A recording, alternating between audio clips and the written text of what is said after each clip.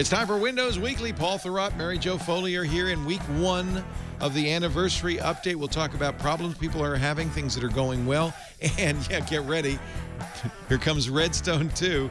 Windows Weekly coming up next. Netcasts you love. From people you trust. This is Twit. Bandwidth for Windows Weekly is provided by CacheFly at CacheFly.com.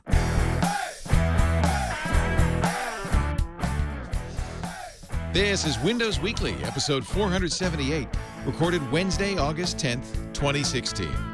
It's the cupping, Leo. Windows Weekly is brought to you by ZipRecruiter. Are you hiring? With ZipRecruiter.com, you can post to more than 100 job sites, including social networks, all with a single click. Screen, rate, and hire the right candidates fast. Try ZipRecruiter for free at ZipRecruiter.com/Windows. And by Audible.com. To download the free audiobook of your choice, go to Audible.com/Windows. And by Rocket Mortgage by Quicken Loans.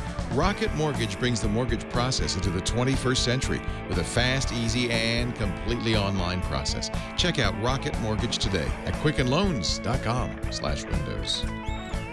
It's time for Windows Weekly, the show where we cover the latest news from Microsoft with two of the premier Microsoft journalists in the whole wide world. 21 gold medal holder Paul Thurrott. He's prestige 5 million. Yeah, but that was a good face, wasn't it?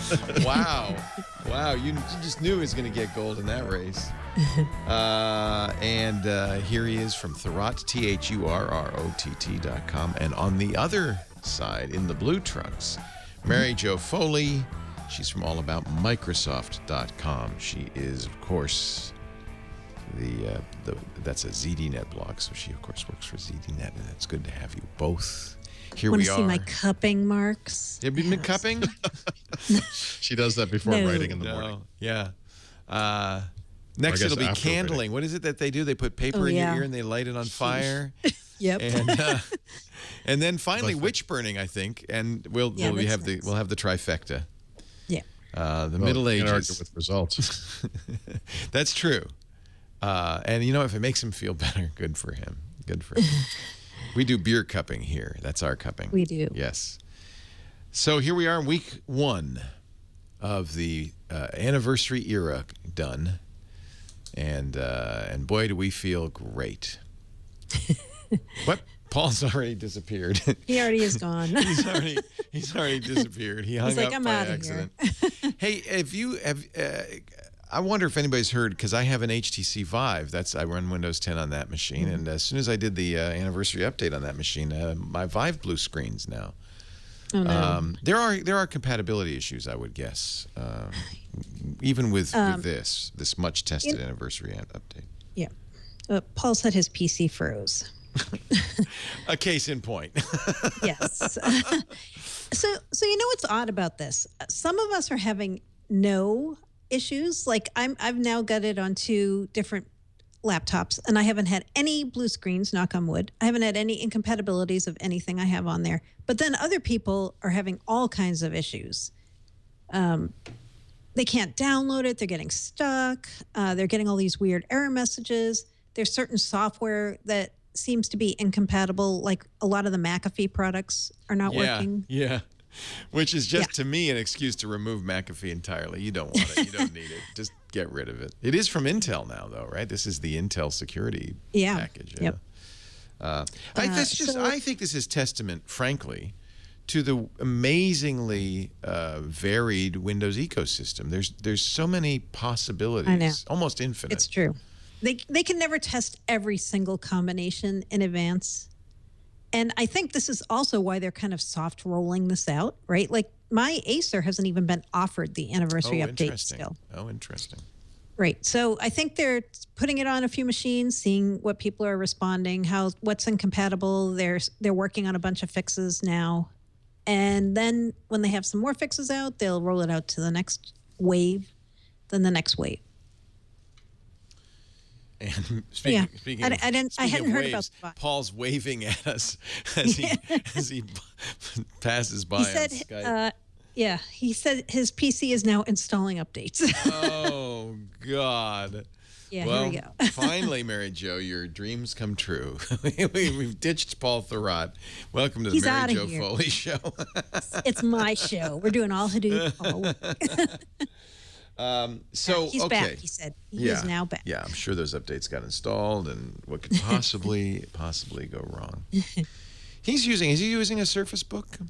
I don't know what he's using today. He tries a lot of different things. Yeah, and again, this is really what it comes down to, is that you have a huge number of machines, huge variety of software, a totally chaotic combination of hardware, software, drivers, and it's amazing it works at all, frankly. Yeah. And yet, we did have a really long public beta. Hey, Paul Thurrott, welcome back. He's back. So tell me if this is okay, because for some reason, the desktop version of Skype is not answering the call. So this is the Skype Universal Windows app. The new looks one. great. Love it. It's wonderful. It's the brand. My iPhone really wanted to answer the call. So I don't know what happened there, by the way, but the computer froze with some really loud sound. Oh. And then, of course, I had to shut it off. And when it rebooted, it had to install an update. Which computer was that? The NUC. You have a NUC. I don't know why that just happened. Not that again. Not that thing again. Oh, the NUC. It's fine. How's your Surface Book holding up? Mine seems to be doing all right. I haven't had Actually, a blue it's doing screen great. or Yeah. anything. Yep. I used it in Paris. I used it on the recent trip. I've used it every one of the trips I've been on recently, so it's been good. Yeah. Okay. Sorry about that. Okay. No, it's okay. We already talked about Hadoop. You're all set. Good. We got the Hadoop out of the way. You got the Xbox stuff out of the way? Yeah. Yeah. Nice. Yeah. So let's talk about what's next for Windows 10, because it is the new world order where Windows 10 just keeps on updating. It does. It does. So this was kind of a funny way to find this out, but Microsoft posted a TechNet article about the new IT Pro features in Windows 10 Anniversary Update. And kind of hidden away in that article is a sentence that says, you know what, this is our last feature update for 2016. Which we knew. We kept saying our sources had told us this was going to be the one and only feature update for Windows 10 this year, that they had pushed Redstone 2 to next year. But this is the first time they said it. Microsoft said it. When we asked Terry Myerson and other people on Windows, they said, you know what, we're not commenting on this. And here it is in the TechNet article. This is the only feature update. There will continue to be more security updates and cumulative updates to Windows 10 after Anniversary Update. But there will not be any more feature updates this year. Instead, next year, there will be 2, this article also says. It doesn't say when, it just says there will be 2 additional feature updates in 2017. Oops. Paul. Just pretend Paul's here. How about that? He is here. Please, I hear him. Please. Yep. Yeah. So, what was that? this was Was it crash, or did you just accidentally? All right. So one of the weird things about the Skype app, Universal Windows Preview app, is that when the app isn't focused, it puts up a notification, which is a standard Windows 10 notification. Yeah. And one of the goofy things about Windows 10 notifications is you can't move them.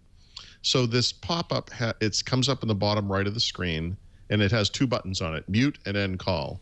And so what I did was I brought another window to the forefront, went to click on it, but then that pop-up came up and I clicked end call. Oh, no.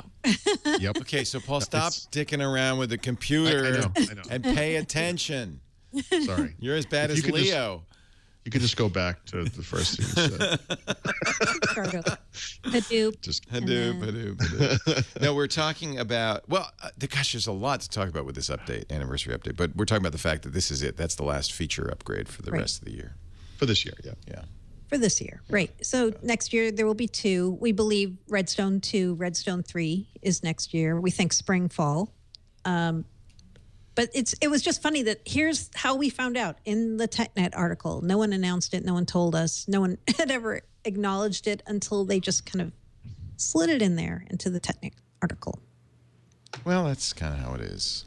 I guess that's how it is. We care more than end users, right? End users aren't paying close attention. They just they I guess. update. For instance, I just got another update for a cumulative update for. Oh yeah, we'll talk you through all those updates in the next segment. Lordy. There's many. I'm wondering, do you have this the disappearing partition stuff? No. No. You don't have that in there? Okay. What's the issue there? Well, I saw that. I saw a couple of people saying that. yeah. What partitions are missing?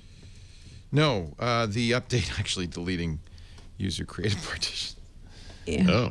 Oh. I've seen the. Okay, actually, I did see one complaint about that, but it was a Linux type thing, and I don't believe that it deleted the partition. It's one of those, typical Windows issues. You install a new version of Windows, and it gets, the boot loader gets removed or replaced, I guess, and so you don't see a Linux option anymore. Right, but that's That normal. happens all the time. Yeah, that happens all the time.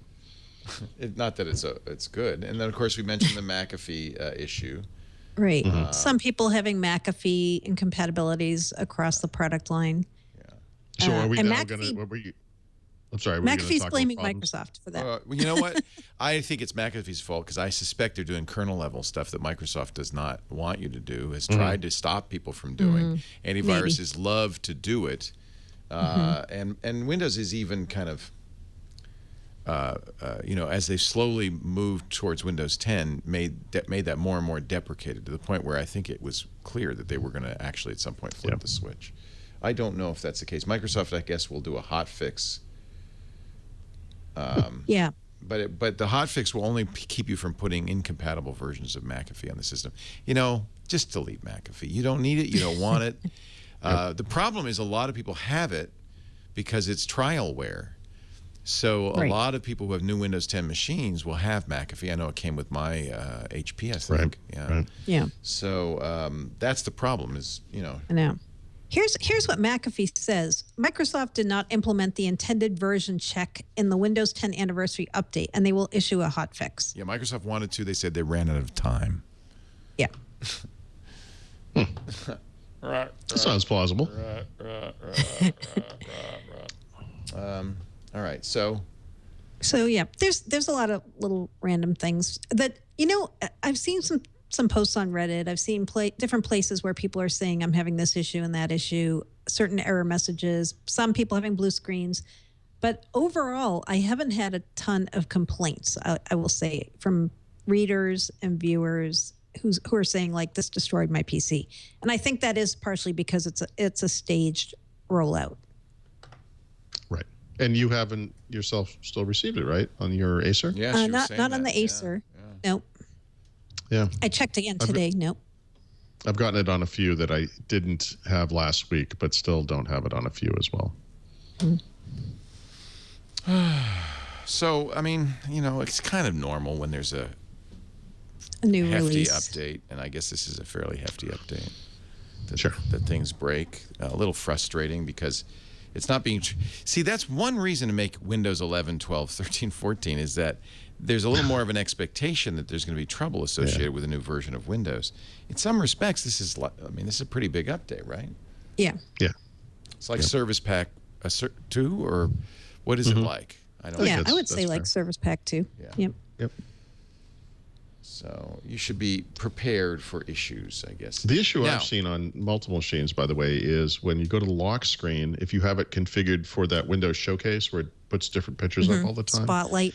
Yep. Yeah, use that, instead of yeah. seeing one of those pictures, it's just a solid color. In my case, blue, which is the accent color I chose in Windows.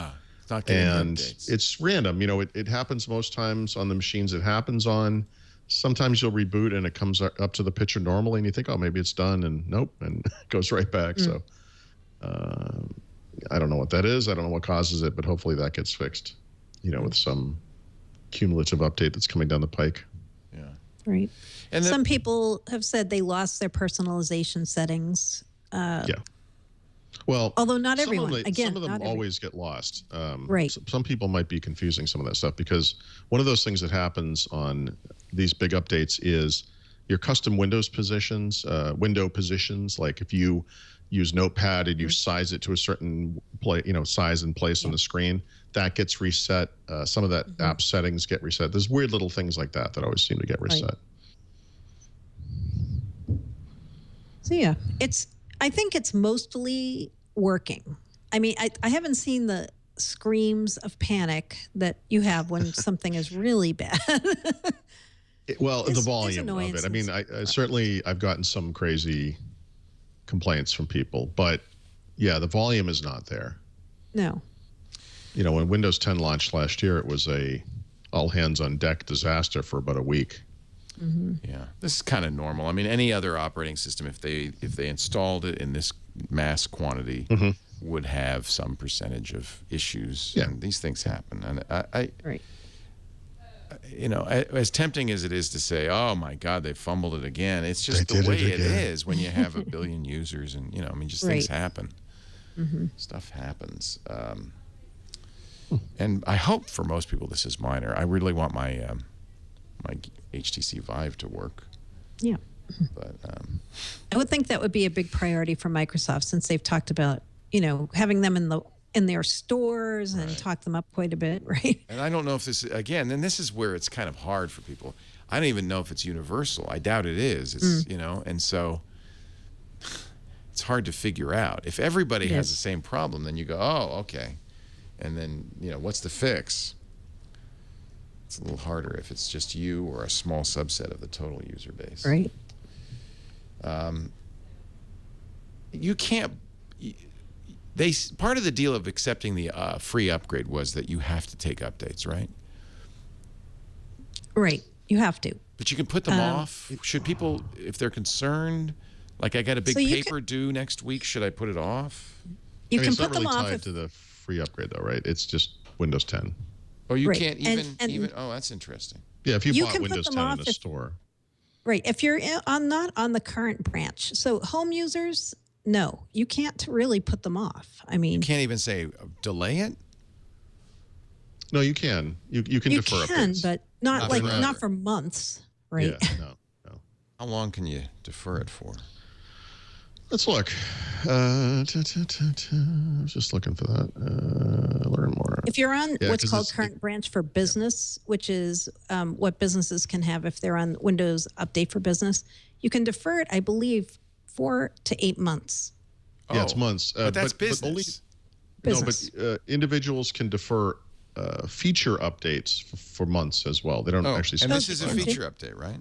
Okay. Yeah. So you could put this off for a but few here's months. the thing. So security updates you can't defer. Right. Outside of tricking the system by maybe pretending you're on a metered network, or you can go. There's an active hours thing. Once you get into the anniversary update, you can set up your active hours and so forth. But if there's a security update, it's going to update the system. So at some point, basically as a consumer, as an individual, you're not really going to be able to get around this too well. You're kind of stuck with it. All right. Delay it as long as you can. Security updates you never want to delay anyway because that's dangerous. But if you're worried, but I just feel like there are people who are going to have a problem, and maybe it would be worthwhile for them to wait a little bit, right? Oh, there are going to be people who have a problem with this with anniversary update being yes. And then I've already heard from a few, and these are technical people, obviously, but you install this update and then you remove it, and go back. But I don't know how long Can you do that. It's a temporary solution. Yeah. At best. Okay. And if you're in the Insider program, you are going to start getting new Redstone build stuff too, right? I mean, the betas Depending on which ring you're in, yes. Yeah. Yep. That's another little mess. So have we got what have we covered here for the who gets what when stuff? Have we done Nothing this? yet. Nothing. Let's yet. do it all. It's too bad we couldn't throw up a chart. I know. Because it is a little confusing. Is there a chart? No. Well, there could be a chart. I mean, in other words, Mary Jo was just talking about businesses who might choose to stay on a previous version of Windows 10. So for some amount of time, certain businesses can stay on 15.11. At some point, at this point, I should say, 16.07 becomes the what are we calling it? The production branch, or the current branch, I think is the term. Yeah. But these systems all get updated as we go forward with cumulative updates, and depending on which one you're on, you'll get different updates and so forth. And then as you move to the Windows Insider program, you've got 3 other choices for getting pre-release builds of the operating system. And depending on which ring you choose, it determines which of those releases you're getting and when, and at what pace. So do you want to try to make plain English sense of that? Yeah. So here's how I would describe it. Yesterday was like the perfect storm of updates. If you were watching what Microsoft released, they released what they're calling cumulative updates, which are basically bug fixes and security updates for all the different versions of Windows 10 that are out there. So there were cumulative updates for the very first version, which is called 15.07. That was the one that came out in July 2015. There were cumulative updates for the November update, which is called 15.11. Then there were cumulative updates for the anniversary update, 16.07. All of those came out yesterday from Microsoft. They all have slightly different fixes and updates in them. So all of those went out. Then cumulative updates for what Paul was just talking about, the insider rings, came out yesterday too. So if you drew a giant chart, see, if you had your Surface Hub, Paul, you could do this. Yep. Draw a giant chart and put all the different versions along the top of Windows 10 that exist. So that would be the 2015 original, last November, this most recent update, and then all the rings for Insider. You could be checking off all the different boxes in our matrix with cumulative updates. So basically, everybody who's on Windows 10, any flavor, got something yesterday. You got some kind of cumulative update. Yeah. I don't think there was anybody left out. That's true. And it was Patch Tuesday. So and it was Patch Tuesday. Other versions of Windows got updates yesterday as well. It was a big day. Yeah. Yeah, trying to explain that in any rational way and then getting into like build numbers and stuff, you just drive yourself crazy. There is no easy way. And it's hard because of the transition we're just making now to the 16.07 version. So everything gets shifted a little bit. There's a 16.07 is anniversary update. That's right. Yes. Yeah. So there's this third version of Windows 10 out in the world. And they all get serviced a little bit differently. Obviously, 16.07 is now the current version, and so if you're just a mainstream consumer, you would keep going up in turn to each version that comes out. So I have 16.07, and then the build is 14.393.51. I think that is correct. Let me look. No, so actually, you have a cumulative update waiting. Oh no. Sorry. I'm on the Insider program. Sorry. No. You're on Insider. Only so I'm not. This is not Insider. This is just normal. Yeah. So normal. I'm guessing. Who knows? So this is kind of interesting, Mary Jo. Tell me what you think about this. Yeah. Right now, insiders are testing. What is it? 14. Gee, I just lost it. Let's look at the build here. 14.393.67, which is a Redstone / anniversary update era build, right? It's probably the last one we will test on the fast ring and the slow ring, although there will be future updates that will increment that build number further. But anyway, so for this weird slice in time, for this 1 week period or less, even though we're kind of transitioning to Redstone 2, they've given us this build on Windows Insider Fast, and I think just Fast. I'm not really sure. But it's probably fair to say that this build will be going out to the general public, maybe even in the next week, right? It's not going to be a long time. Right. So It's actually, it went to fast, slow, and release. Oh, that one went to all 3. I have trouble keeping track of which ones did which. I just looked it up. So I would imagine that build is pretty quickly going to hit the current branch PCs. Right? Me too. Yep. And that roughly around the same time, and this could literally be today, it could be tomorrow. I think it's going to happen quickly.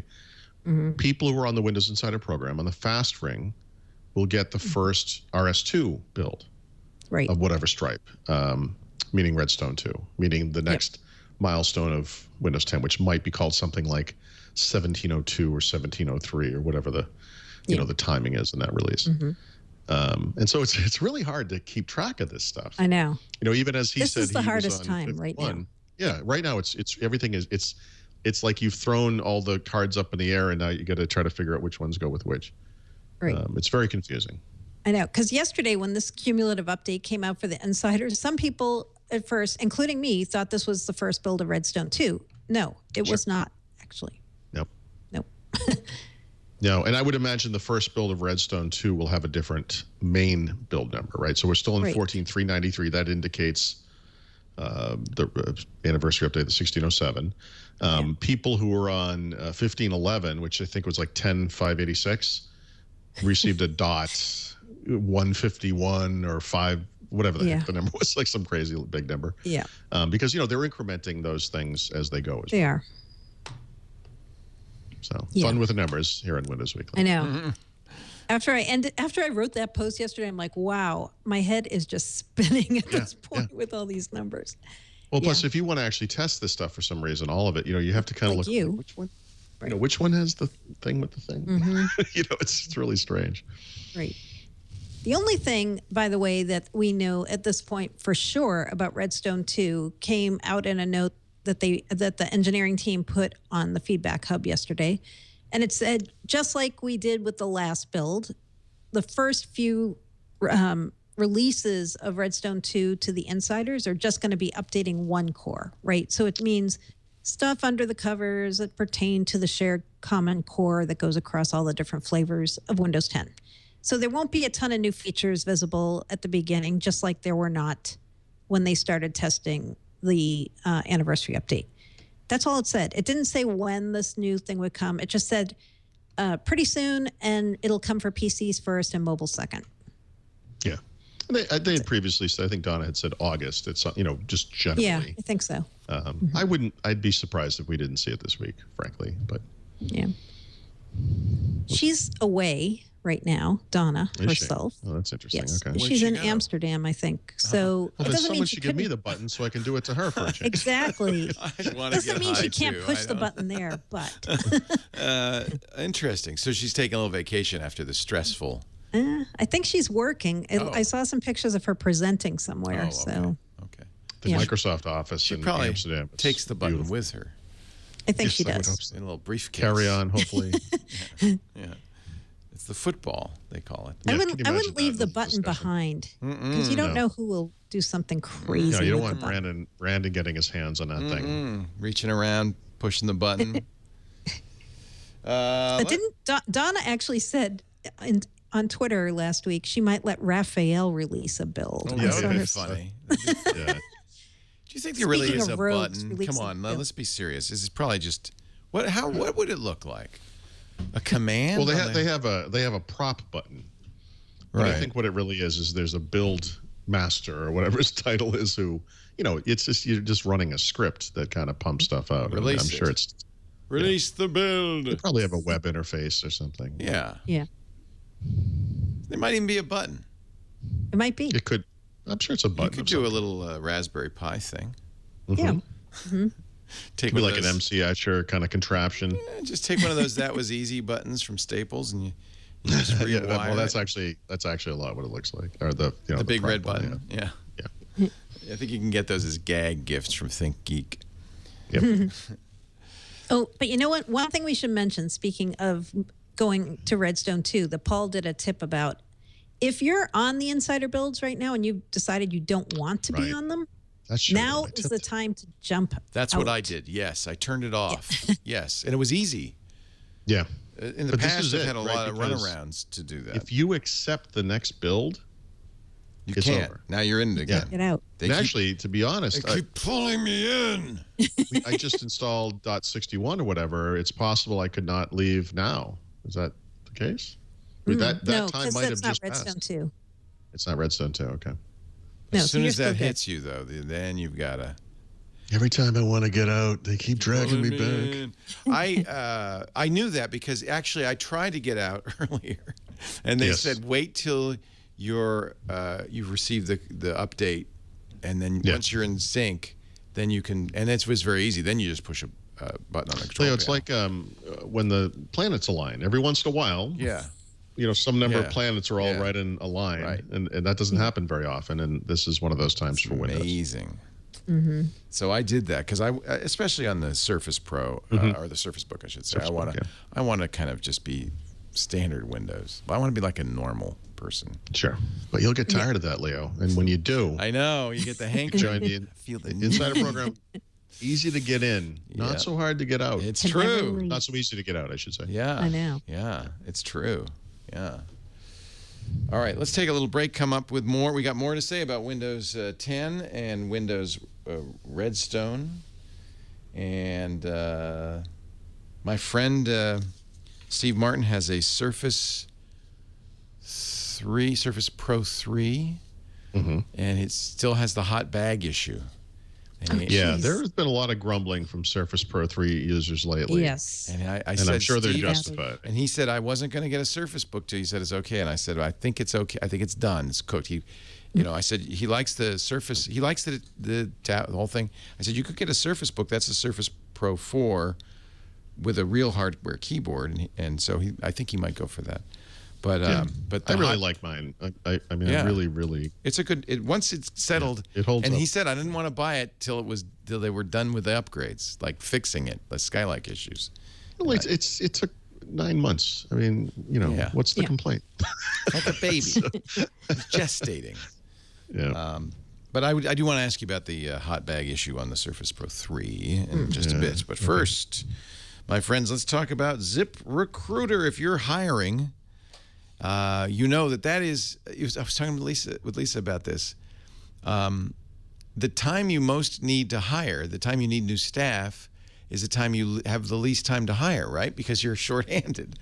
It's tough, but ZipRecruiter makes that job easier. And it is an important job. You want to do it right. You don't want to. A great employee is a great thing. It changes the whole texture of your company. It can lift your company up, and in the same way, the wrong person can just drag your company down.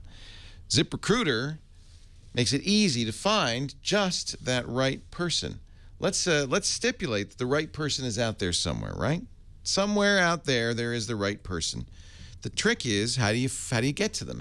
They're even looking for work, but how do you get to them? Well, you go to ZipRecruiter.com/Windows, and you post for free. Now the nice thing is when you post on ZipRecruiter. You're going to be posting not just to the ZipRecruiter site, which is a great place itself, but you also go to 100 other job boards and social networks so that you're really giving yourself the best chance to get in front of that one right person. Even if that person is mobile first, they have a great mobile apply process that makes it easy to find that person in any city, any industry, nationwide. And I love it that they have advanced matching technology that's going to deliver the most relevant candidates based on your criteria. So you're going to get just the right people, and then it doesn't come to your inbox or your phone. It comes into the ZipRecruiter interface, which makes it very easy to rate them, rank them, and hire the right person fast. That's probably why 800,000 businesses have used ZipRecruiter to post jobs, including many of the Fortune 500 companies and Twit. It's great for a small company where really this is, a big company, you got an HR department, but here we're doing it ourselves. And this is such a help.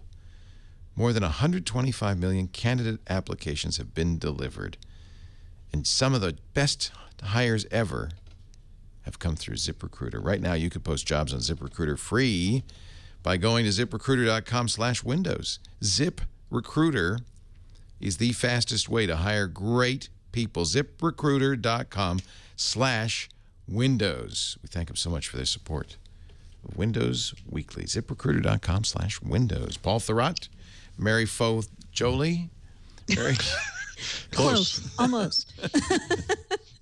All the letters were there. They were. We're talking about Windows. All the letters were 10. Right where all the letters are right where you left them. I see a lot of people terming it AU for the anniversary update. The anniversary update. Solid gold. I actually don't like to call this thing the anniversary update, because the thing is really Windows 10 version 1607, right? Anniversary update is how you get there from an existing version of Windows 10, But the actual operating system, it's Windows 10, and the version is 1607. Can I just say, I just realized it's 2016, July 1607. Yeah. That I would love it if they would keep that up.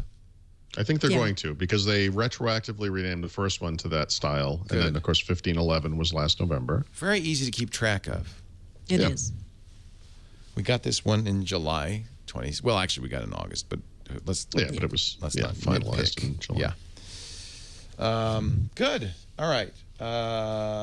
Sorry. The other thing I just wanted to add to that was AU, to me, still means automatic updates, even though that's sort of not a thing anymore. Right. But that's what I think of when I see that, automatic updates. You know, like Windows Update is WU. Remember when we had the fall update, FU? Yep. Maybe that's why they didn't call it the fall update in the end. Why did the fall update come out in March for Windows Phone users? Because FU Windows Phone users, that's why. Wow.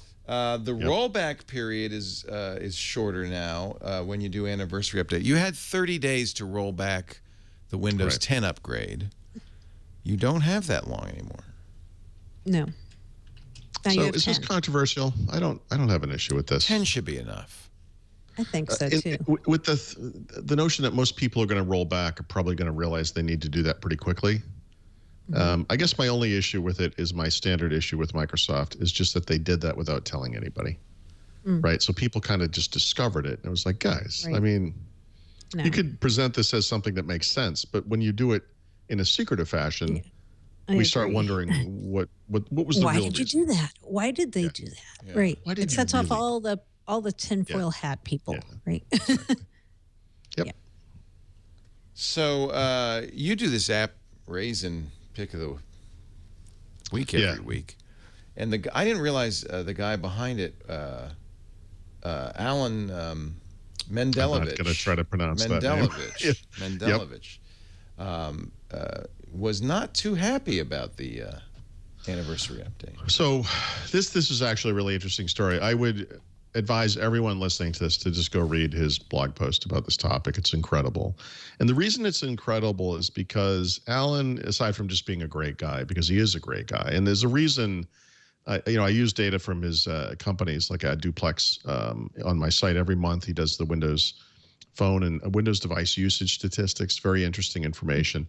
And then we've been, as you know, the App Raisin Pick of the Week. He has this great app in the store called App Raisin. And he basically wrote this post explaining why App Raisin wasn't going to meet its own usage goals for the first year. And that while he might have done one or two things differently, the big mistake that they made was just believing Microsoft. And he goes kind of step by step by all of the ways that Microsoft just basically betrayed the Windows Phone community, which I think a lot of people understand very well. And also them specifically, because their app has been artificially kept out of the top charts in the store because it kind of competes with Windows Store, and they want Windows Store to be where people find apps. It's crazy. And it's an amazing story. But, I guess if we were to go back to March, you may recall that the original plan for Windows 10 Mobile was that if you had a Windows Phone 8.1 device, you were getting Windows 10 Mobile. And then March came, and it was like, well, actually, we're only going to support this dozen or so phones, and the majority of phones out in the world, in fact, weren't going to get it, including the most popular Windows phone of all time, the Lumia 520, which, by the way, is probably still the most popular Windows device of all time. That was a big hit probably 3 summers ago when it came out. And then a lot of the flagships from Windows Phone 8 era, which could have been upgraded to Windows 8.1 and thus should have gotten Windows 10 Mobile as well.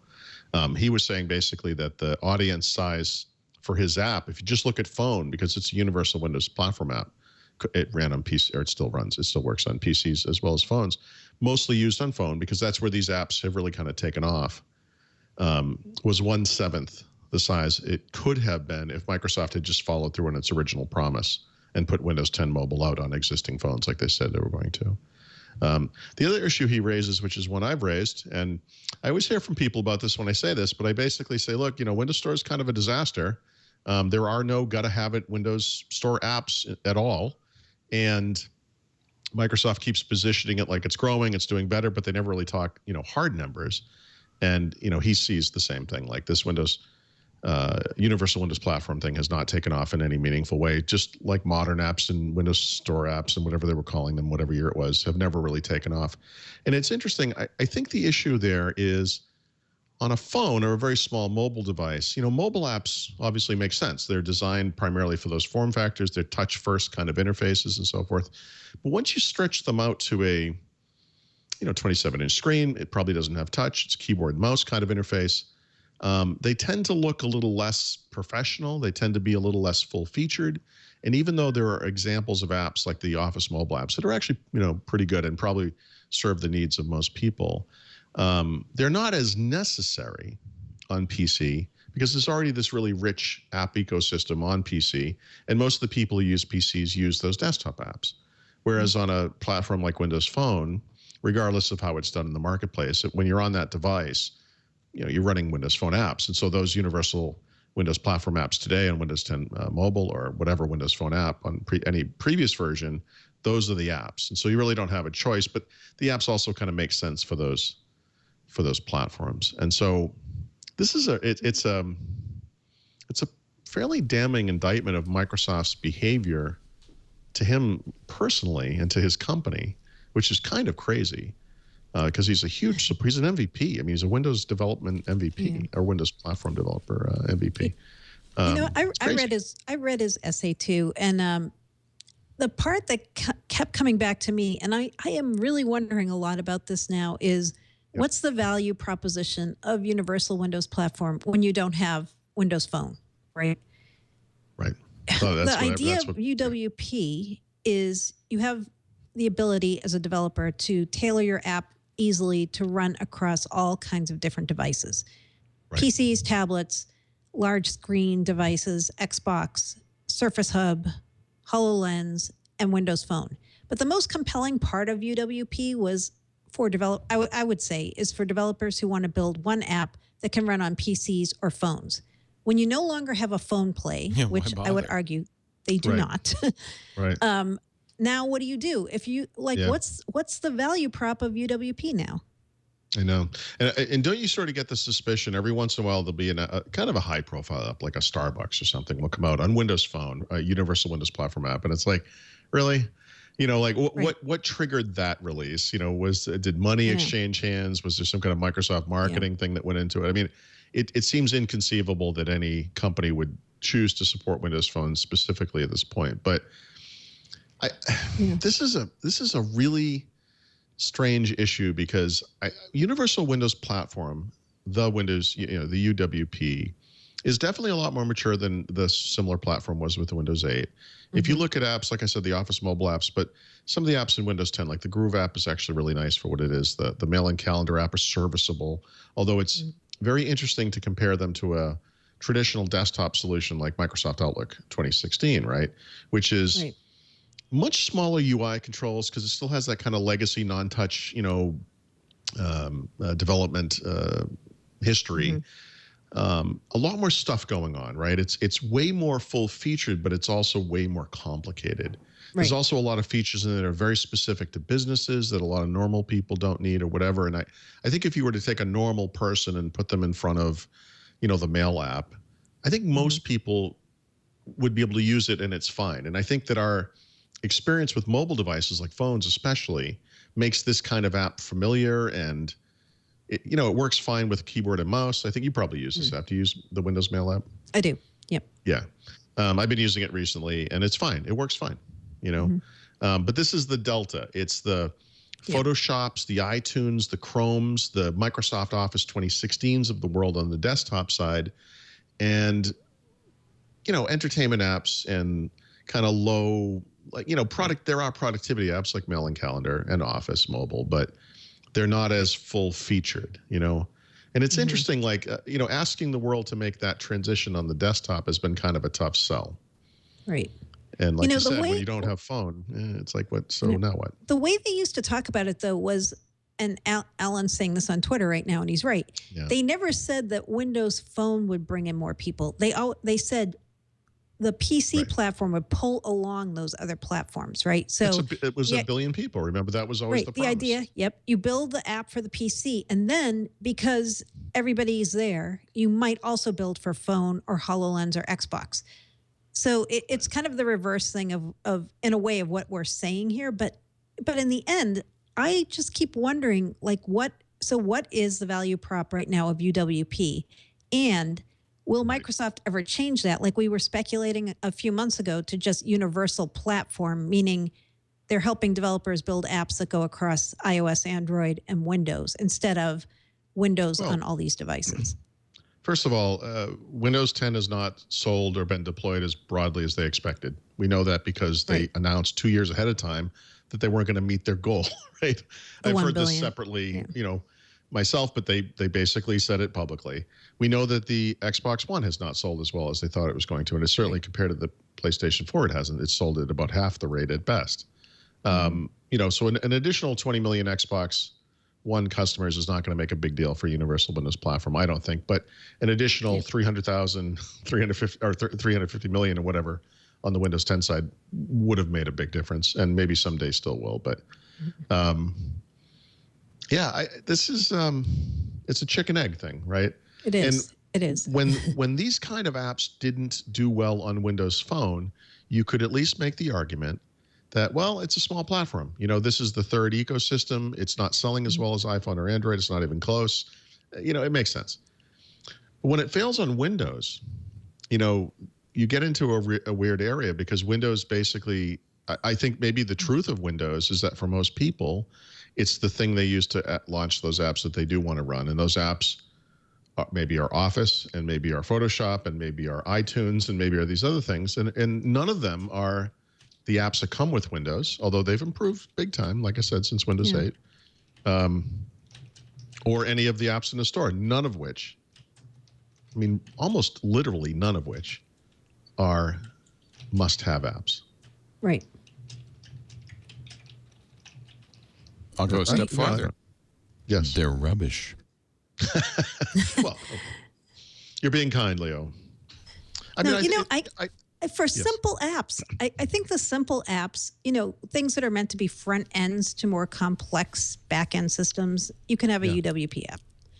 But your point is really well taken, Mary Jo. There's no point in having a hobbled desktop app if there's nowhere else that it goes. If you're going to write a desktop app, make it a good app. To the point where these other Windows 10 platforms, including Xbox, phone, which is maybe the surprise, I guess, HoloLens, absolutely, and IoT, absolutely, Surface Hub, definitely. These things are never going to add up to appreciable numbers, right? It is a very interesting developer story to say that you can easily create an app that will run cross-platform, and I believe it's true. But when the other 5 of the 6 platforms in which these things run are not used by anybody, right? What's the difference? Small number, right? Yeah, right. I feel like so there's 2 ends of this. One is developers who are unless there's given some reason aren't going to do it. But then there's the user who is quickly going to give up on the Windows Store and not going to visit, right? And we have the apps we want. They're fine. We get them from the internet, I will say, normal fashion. First of all, we should give Microsoft some credit. They have continually improved the store and the platform, right? There is something happening right now that I think it will, will it make a difference? We'll have to wait and see. But I think is a material improvement to the entire platform/store, which is the availability of desktop apps in container form through the store that will be as easily installed and uninstalled as true store apps, and will be more secure and more reliable than if you had gotten them on the internet. Would they be as full-featured? Yes, they're literally the desktop apps. The same thing in a container. See, and that's cool great about this. That's awesome. Right. That's just the basics, though, because the developers of those applications, if they want, and this is a big what if, we'll see, can actually add Universal Windows Platform app features to those contained apps, which they either couldn't do or could only do in a very difficult way to the actual desktop version of the app. And it will allow these things to integrate better into the system. And so, notifications and Action Center integration and all that kind of stuff, share stuff, through the sharing pane and all that. So we'll see. And again, I don't get me wrong. It's not like the miracle weapon that's going to turn the tide of the war or anything, but I do think they really have kept improving it, you know, for all for whatever the complaint is here, which is legitimate, or our own complaints as critics or whatever. They really have done a good job of improving it. I feel weird about this because I'm not really sure what else they could have done, right, to make this platform successful. Well, the problem is they let it become a wasteland. Yeah, and sure. People aren't, you know, they've made up their mind. I think at this point, you know, on Ubuntu they have this thing called Snap, which is basically containerized apps. I love this idea. I mean, we know from Docker, containerization is really powerful. Well, by the way, Microsoft has literally had this technology for over a decade. The AppV technology that this thing has been based on, I remember begging them that for years and years, you could only get this thing if you were on their enterprise licensing agreement through software assurance or whatever, as part of the Microsoft, what do you call it, desktop optimization pack? MDOP. MDOP, yeah. And recently, and I mean recently, like last week, that technology kind of came out of MDOP and is now actually part of Windows 10 Enterprise, if I'm not mistaken. But you're right. They should have done that. They should have done that 5 years ago. You know, they had the ability to take a desktop app and put it in a container, isolate it from the rest of the system, spare all of the registry and file system nonsense. They've had it for years and years and years, right? And I mean, it's not a new idea. Free BSD jails, same idea. I mean, this stuff has been around. Containerization, because of Docker, is people are aware of it now. You're going to need to rebrand it. You're going to have to call it the MDOP store, or not even call it a store. You're going to have a control panel that you can check boxes and say, yeah, I'd like to add the MDOP apps or whatever. You're going to have to really recontextualize it. But I think the concept people will get. They'll understand the improved security, the ease of installation, the ease of updating, and I think they'll go for that. That's a real feature. So, two more things on this topic I think that are relevant. One is we need to remember the program they have now where you buy a game on Windows and you get it on Xbox One as well. That's kind of interesting. Again, it's a platform improvement. I don't think it's going to have a huge addition to the numbers on the platform and all that, but it's a cool thing for people who bought into the system. It's nice. Alan is replying to us in real time on Twitter, and he raises a really interesting question, which is something, by the way, I've wondered a lot about. We've talked a lot about the fact that Satya Nadella has come in to Microsoft, and he has really held the different product groups at Microsoft up to a very high standard where they need to justify their existence. It's possible that by cutting Windows Phone so quickly, because this was something he did not want to buy. He didn't want Microsoft to buy Nokia and get its Lumia products. He did not want that stuff. By holding them to that standard, they have eliminated a potential future where they could have simply just kept losing money on phones in order to bolster the universal Windows platform, which arguably is the important part of this equation, right? It's not so important that an individual version of something like Windows 10 for PCs, Windows 10 mobile, Windows 10 on HoloLens or whatever other devices is maybe not the important thing. It's the entire platform. You know, make it something that is available out in the world on devices. You know, Microsoft is literally draining the swamp, as we call it, of the devices they're already selling right now. They're fire selling all of their devices, phone devices. Phones, you know, maybe they should have waited longer on that. You know, kept putting out new devices, kept that thing going. You know, I don't think the board would have let them keep going. I think but now how that, much? Listen, I think now that they have a different board that is way more attuned to what shareholders are asking, that they can't just keep doing what the old Microsoft used to do, which is just keep throwing money at something and hoping it works. But I think if this current board was in place when they first launched Xbox, they would have killed Xbox right away. By the way, they would have killed Bing too. And now what people are talking about is Bing is finally making money. Yep. You know, I mean, think the Surface business isn't that old. Don't we give it that much time? They gave the Nokia thing 1 year, and then they firebombed it. Yeah. And it's like, that one thing we tried didn't work. Let's kill it. Yeah. But do you think it was rather quick? Do you think there was really anything they could do when they were losing? Like, they were just so far behind in the phone market. I'm not sure they could have salvaged it, to be honest, no matter what they did. Well, so actually, I think the point of this isn't so much to salvage it as it is to provide, like, you know, in other words, no, they wouldn't be where they are now, right? So as far as like unit volume goes, if they were able to maintain the whatever, you know, several to tens of millions of units per year, that would have made a big difference to the Windows 10 numbers. It would have made a big difference to the numbers that they give to developers, where they say these are the numbers of people out in the world who can run your apps. You know, by killing it sort of, not arbitrarily, but maybe prematurely. That, I mean, in some ways you could make the argument that last year in July, when they killed Windows Phone, was the real time that they gave up any chance of ever hitting 1 billion units in 3 years.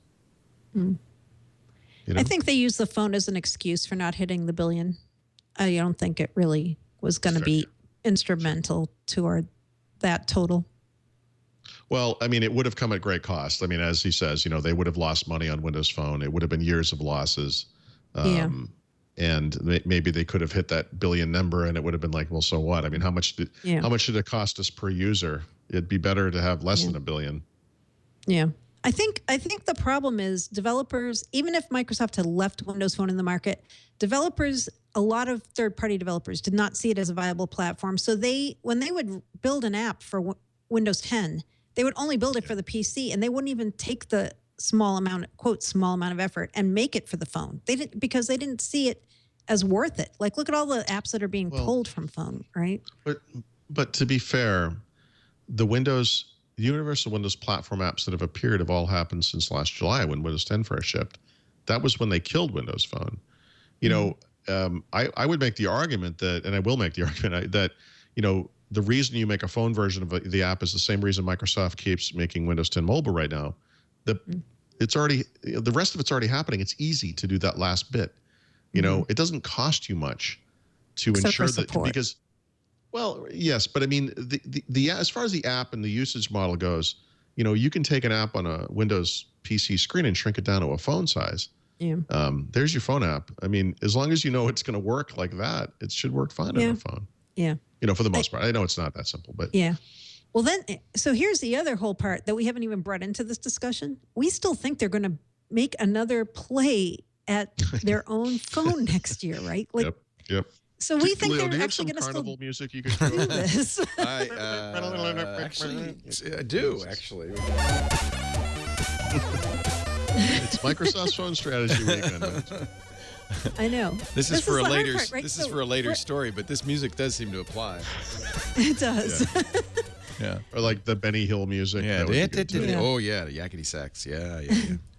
Because, you know, here we are saying, okay, they've killed the phone platform, but we keep hearing they actually are going to field the Surface Phone next year. We're still hearing that, and so they haven't completely killed the platform. They're going to make another run at it.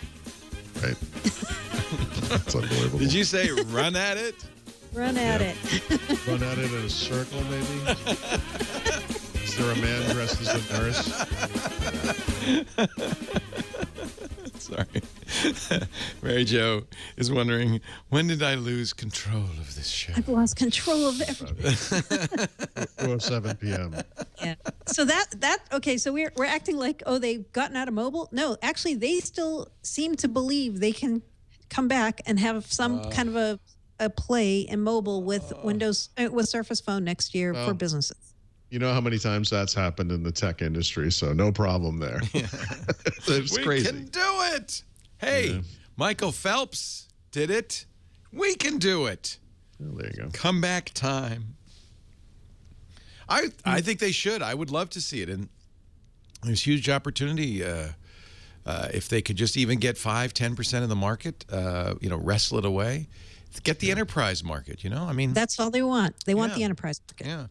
I'd be interested to see how the HP Elite does. I'd be very interested. Me too. Yeah. Yeah, me too. Yeah. But, you know, HP's positioning it maybe correctly as a PC essentially. Yeah. And so it's not competing with Apple. They sell 70 million devices a quarter sometimes.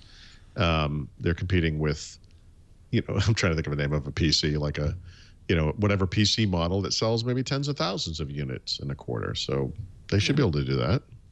Wait till HoloLens. A couple of years from now, you got the phone in your pocket. That's the PC for HoloLens. You plug in your HoloLens. I could see that. There might be some ways to make it valuable. Right. The way to make it valuable is not to try to go head to head against Android and Don't iPhone. make another glass slab. We got glass slabs. Let's, by the way, Windows Phone launched into the end of an era that I call Microsoft's Apple fallacy, where they were so taken with Apple's success and desperately wanted that kind of coolness with consumers and just wanted to have part of that. And that is really where they got sidetracked. They really and I don't mean just Windows Phone, I mean just in general, really should have stuck to what they do best, businesses and productivity. And, today that is the message, right? And so you could make the argument they're kind of back on track where they should be, and that's fair enough. But, man, they lost so many years to Apple envy. It's too bad. Yeah.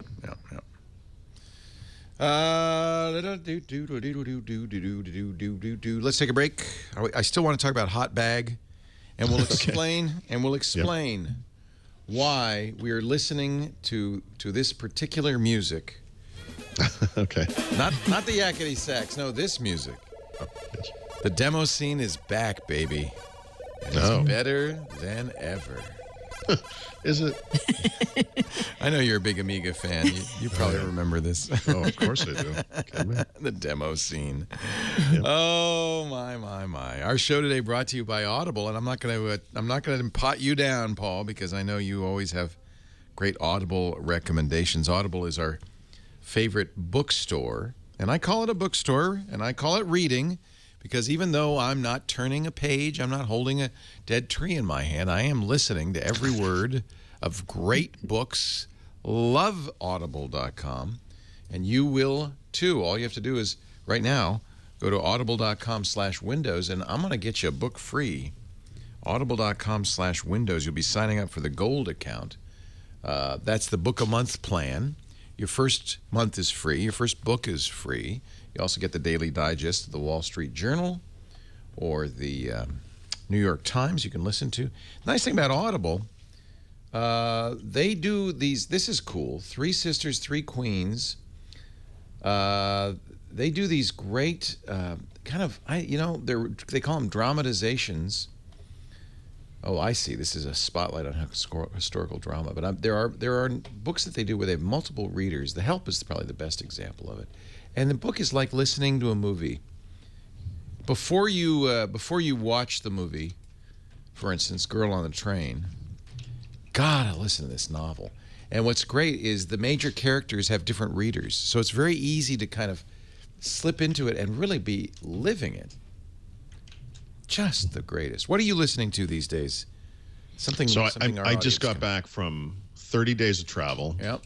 I went to Toronto. I went to Pennsylvania, drove back from Pennsylvania, went to Paris, obviously.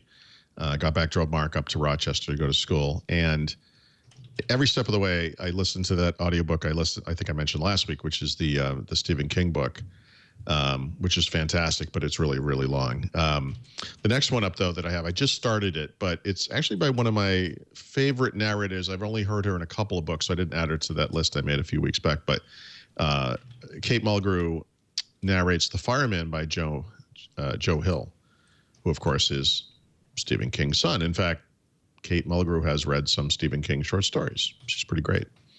And it sounds like a Stephen King book. It's kind of, there's a worldwide pandemic where people are kind of spontaneously exploding, and they're trying to figure out what's they're just going exploding? on. Like the blowing up? Yeah. Wow. That's dramatic. Yep. Wow. So I just started it. But I actually bought this quite some time ago. I got sidetracked by a couple of other books that have come out. So I finally just got back to this. I probably wouldn't have been able to do it until December if I hadn't traveled so much. It's funny. Same thing happens to me, which I don't mind. I have a library and I can see, let me log into my Audible account. You'll see, I can see, one of the nice things about when you get Audible is that these books are yours forever. So it becomes an audio library. So I have a lot of books that I know I'll be listening to some other time, like the Julia Child book. I started my life in France, but I think I'll probably finish it in France. I love that book. Yeah, so good. Yeah. So good. So it's kind of fun that way to have these books lying around. Audible.com/Windows. Your first one's free. Read your first book. They know, maybe you've never done an audiobook. Maybe you don't know what that's all about. Well, I got to warn you, once you discover audiobooks, you will absolutely get hooked. Some of the best. Well, every new book comes out on audiobook, and they're also bringing back classic. Here's another one for Paris. Ernest Hemingway's A Movable Feast. Oh boy, I might have to get that for Paris. And then they get movie stars like you mentioned, and Annette Bening is reading Mrs. Dalloway, the Virginia Woolf story. There's just so much good stuff in here. It's like going into a great bookstore. It's like Shakespeare and Company. You're going into a great bookstore, and you're just there, and you're surrounded, and it's like, wow, oh, I want to read that. I want to read that. I want to read that. Look, pick one. Your first one's free. And, by the way, performances, college courses, language courses. They have the Pimsleur method in there. It's a great deal, really. Get your first book free. Audible.com/Windows.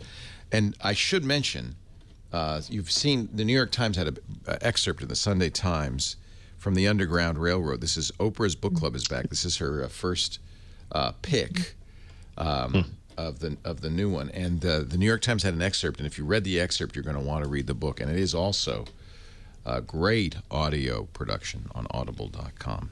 Colson Whitehead wrote The Underground Railroad, and I'll play a little bit so you can hear. More forgiving trades than her own.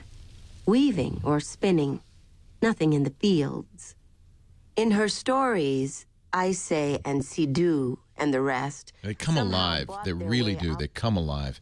You listen to them in the car, at work, in the gym. I love it. Audible.com/Windows. So my friend has a Surface Book 3. Yeah, I can already Pro. tell this isn't going to be a success story. Please continue. You know what? He's had it. He's had it for 2 years. The reason he uses Windows, he uses Final Draft to write screenplays. He loves scripts and stuff, and he loves that. He loves the idea of having something portable. He was saying, my desktop computers at home are great. I have, some great desktop computers, but I want this portable one. He writes all over the place. I want this portable one to work, but and he pulled it out of his bag. He said, "Look how hot it is." I said, "Yeah, that's the hot bag." They fixed it on Surface Pro 4 and on Surface Book. Did they not fix it on Surface 3? I thought they fixed it everywhere. He says he's been doing all the updates. It's it doesn't sleep, the battery dies, all sorts of problems with his. It's a Surface. I'm sure it's a Pro Surface Pro Surface 3. Pro. Yeah, Surface Pro 3. Yeah. I think sometimes those hot bag things happen because of the way Surface Pros are built, that they somehow don't always close all the way. I found that in my own bag when I had one to carry around. Right. I didn't think the magnet was strong enough on some of them. Well, he's has the type keyboard, right? Yeah. So that's supposed to put it to sleep when you. Sure, it's supposed to. But I told him all just agree. manually shut it down. Really, I mean, Yeah. That's what I still, you get bitten enough times with this stuff. I don't care what updates come out. I'm not testing this on a flight. right. Yeah. I just turn it off. They turn on so quick anyway. Have firmware updates been? I seem to remember us talking about laggard firmware updates on the Surface Pro 3. Yeah, but then they heated up, right? Remember, I think it was June or July, and in the past, month and a half, there's been several There have. firmware updates for Surface Pro 3, none of which directly took on that problem with the battery life issues that have been raised recently, I guess. But yet some of them were battery life related, right? Many of them were. Right. So they're clearly working on something here, and I think we're going to see more of them. But yeah, it's a... Yeah. There's two different battery things, right, going on with Surface Pro 3. There's the hot bag thing. That's one. But then there's this other thing that we've talked about on the show a couple times, which is the Simplo battery thing. Right. Which are not the same two battery problems. What's the symptom of that? That one is they lose all charge, even if they're plugged into a dock. He was complaining about that. Yeah, they don't work. Yeah, so he might have a simpler battery. He also says that it doesn't always wake up from sleep well. Yeah. There's a big controversy around this because there's some disconnect between Microsoft says they're looking at this problem, and then people contact support and they're told there's nothing that Microsoft can do.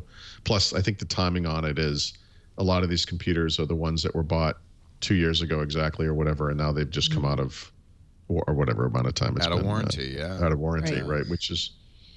I told him buy a Surface Book. Yeah. He did the anniversary update. I said, make sure you got all the updates on there. Right. Maybe he just has a lemon. He said I was watching your. He said I was just waiting to see when you said it was okay to buy a Surface Book. So I said it's okay now. They're fine. They're really they are fixed. They really are fixed. Yeah. On the Simplo thing, the last we heard that issue we heard from Microsoft saying they think they can fix this with the software update, and I just asked them yesterday about that, and they said that we have nothing more to say still on that. It's a lot of confidence to that sentence, huh? We think. We think we can fix maybe. it. I don't know. What do you think, Bob? Can you? Yeah, sure. Yeah, I could do that. Yeah. That and a screwdriver and a hammer, I could fix anything. Yeah. It may be bring it into the Microsoft store too, right? I told him to. I said go to the Microsoft store. He said, should I buy the Surface Book online? I said no. Go to the Microsoft store. There are a lot of other PCs in there you could look at. There's a lot of PCs like the Surface Pro that, convertibles. And you could choose another one. You don't have to choose the Microsoft one. But I think, the Surface Book's a good choice. A little heavier maybe than he wants, though. Not as light as the Surface. It's so funny. I hadn't seen a Surface Pro 3 in so long. They're so small. They're so cute. Well, the other thing to remember about Surface Pro 3, though, by the way, is they still sell them. Right? Yeah, they do. They have Surface Book and Surface Pro 4, but you can still buy a brand new Surface Pro 3. It's kind of a lower price Pro option. Right. So it's important that these things actually work, obviously. He's had this the whole time. Yeah. I remember he had 2 years ago, I remember. Yeah. Yeah. Are we on item 2 yet? How are we doing here? I think we already did the cumulative update, so we already went through Surface 3 those. got a firmware update. Yes, Surface 3. Some that doesn't how get about, a lot of love. How about Brian? What, the Surface 3? Yeah. It's like remember that like Cadillac Cimarron, Yeah. It looks like a Cadillac, but it's really a Chevy. It looks like a very small Cadillac. Yeah, I remember the Cimarron. That was kind of a silly. It had the Cadillac badge. That's about all it had. No, it also had built-in LTE, which a lot of people liked in the Surface 3. The Cimarron? Oh, good. No, okay. not that. What? Sorry, the Surface I 3 had topics. built-in LTE. Yeah. What? Now, tell me which Surfaces have LTE. Only the Surface. Only Surface 3. Right? Only 3? Yeah. None of the Pros have LTE. No, which is bizarre. It is really bizarre. And you know why? So here's why they say this. Because I asked them, because a number of readers said to me, you know what, if they had a Surface Pro with LTE, I would buy it. They claim, based on their telemetry, that people don't want the LTE really. And so they put it in Surface 3 because that was the budget version of Surface, the one meant for students. And they say for businesses, they just didn't find that people really wanted it. And I have many readers who disagree and would beg to differ on that. But that's why they never did introduce an LTE Surface Pro. There you have it. Google did the same thing with their Chromebook Pixel. It's like maybe there's something in the chipset that, I don't know, it's so weird. That's interesting, yeah. I mean, they've been so reliable otherwise. What? Oh, well.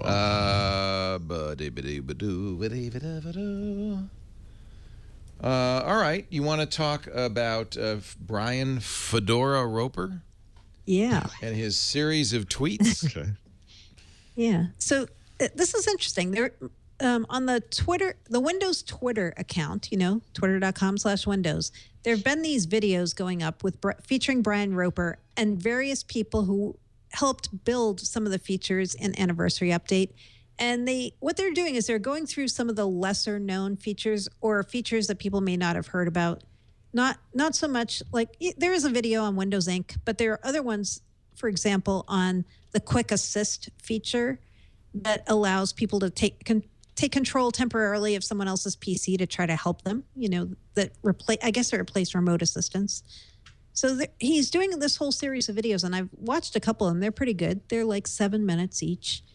There's another one on a tip that Paul also wrote about too, about casting from your phone to a Windows 10 anniversary PC.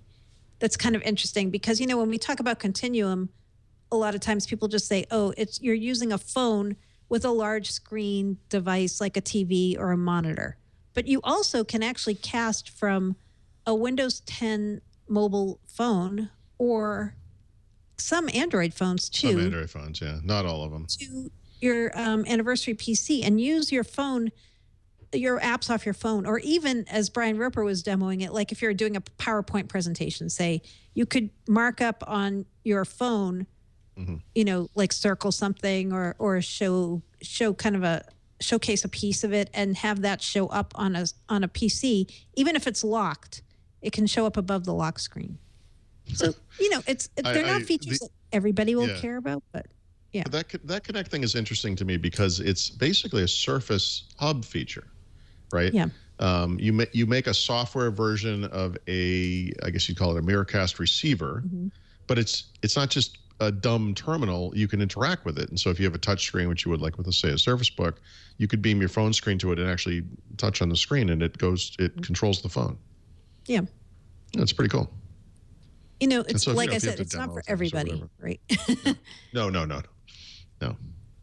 But it's pretty neat, though. I could see it presenting one-on-one or one-to-many. I could see some people using it like you could use your phone as kind of a pointer device almost, right? If you're showing it on a Surface Hub or a large screen display. So these videos are worth checking out just because there are a lot of kind of smaller features in Windows 10 Anniversary that don't get all the love as the big ones like security and Cortana.